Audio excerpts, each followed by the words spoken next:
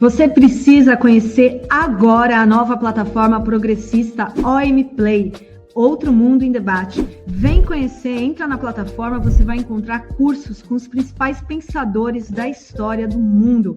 Foucault, Freud, Lenin, muito mais com os professores renomados. Vem fazer parte dessa iniciativa, conheça a OM Play. Vejam só, o Tarcísio já está falando como candidato, nem bem o defunto esfriou ou esquentou, né? Depende do clima lá na cela onde ele está morando, o Bolsonaro, né? Bolsonaro está preso e o Tarcísio já está falando como candidato. Nega, mas já está falando como candidato.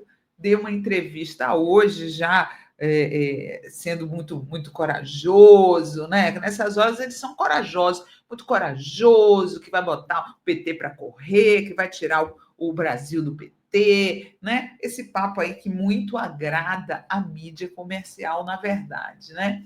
Olha aqui a matéria. Não tenho dúvida, nós vamos tirar o Brasil do PT, diz Tarcísio. O governador de São Paulo afirmou que não precisa necessariamente ser protagonista nas eleições de 2026 e que há uma boa safra de governadores que devem se unir até março para concorrer com o apoio de Bolsonaro.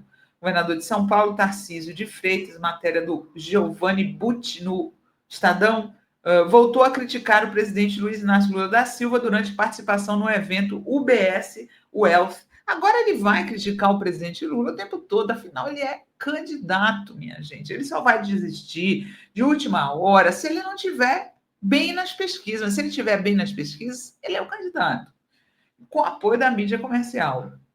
Durante participação no evento UBS Wealth Management, Latam, sei o quê, na capital paulista. Segundo o governador, os chefes de executivos estaduais de direita e centro-direita vão se reunir até março do ano que vem com o apoio do ex-presidente Jair Bolsonaro, derrotar o petismo em 2026. Não tenha dúvida, nós vamos tirar o Brasil do PT, afirmou nesta quarta-feira. Tarcísio afirmou existir um grande respeito pela liderança construída pelo capitão reformado ao longo dos últimos anos, né? Aquele babando o ovo do Bolsonaro, óbvio, né? Liderança construída pelo capitão reformado ao longo dos últimos anos e disse enxergar no ex-presidente o capital político que, segundo ele, precisa ser considerado.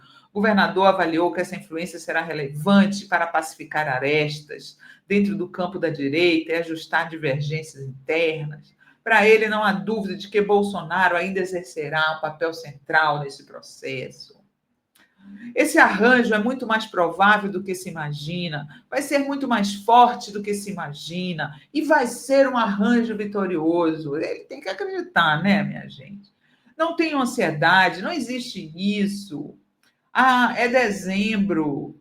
Não, não é. Pode ser janeiro, pode ser fevereiro, pode ser março, e não tem problema, vai dar tempo. Tarcísio afirmou manter diálogo frequente com o senador Flávio Bolsonaro e outros membros da família, incluindo o vereador do Rio, Carlos Bolsonaro. Segundo ele, suas experiências militares criaram vínculos que explicam o laço de amizade e gratidão que mantém com Jair Bolsonaro, algo que descreveu como inquebrantável. E é ele que vai dizer que não é inquebrantável, né, gente? Porque a única chance que o Tarcísio tem é com o apoio do Bolsonaro. Sem o apoio do Bolsonaro, ele provavelmente não se reelege governador de São Paulo. O governador reiterou que, independentemente das dificuldades enfrentadas pelo ex-presidente, continuará oferecendo apoio, solidariedade e disse planejar uma visita para levar pessoalmente essa mensagem. Tarcísio questionou se o tratamento dado ao capitão pelo STF tem sido adequado, ponderando se é razoável impor restrições mais duras a um ex-presidente de 70 anos que recebeu 60 milhões de votos. Por que não falaram isso sobre o Lula? O Lula era mais velho, o Lula tinha 72 anos. Tinha passado por um câncer quando foi para lá, para as masmorras de Sérgio Moro. Agora todo mundo, coitado do Bolsonaro. Ele comparou a situação com a de outros investigados que obtiveram prisão domiciliar e indagou por que o mesmo benefício não poderia ser concedido ao ex-chefe do executivo. O governador também lamentou as oportunidades perdidas, juros muito altos, governo gastador, blá, blá, blá, blá, blá, blá. Tem um pessoal que às vezes fica feliz e celebrando até, olha, fulano recuperou um pouco, tal, virou favorito, beleza. Se ganhar a eleição, como é que fica? Vai ter um encontro em 2027. Então não adianta, você vai enfrentar o problema das contas logo ali na frente. E aí vai ter pulso para fazer as reformas? Citou governadores com Ronaldo Caiado, que está doente, né? Está doente o Ronaldo Caiado. Não vou desejar mal a ele, mas também não vou ser hipócrita e desejar qualquer coisa, né? Não tem nada a ver com isso. Está doente, quero que se cuide lá, certo? Mas está doente. Vai aguentar ir para uma campanha depois de fazer uma cirurgia cardíaca, né? Não foi uma cirurgia cardíaca que ele fez? Aqui, ó. Tratando arritmia, né? 5 dias internado por causa de uma arritmia cardíaca, no cara cardíaco, tem problema. Zema é candidato, é páreo para o Lula. O Eduardo Leite é páreo para o Lula. Ratinho Júnior, Little Mouse, com esse nome, é candidato a presidente do Brasil? Duvido. Duvido. Jorginho Melo, de Santa Catarina. Ai, gente, que coisa, né? Não dá, né? Não dá. Não preciso necessariamente ser o protagonista. Eu não preciso necessariamente ser um protagonista. Eu quero ajudar, contribuir.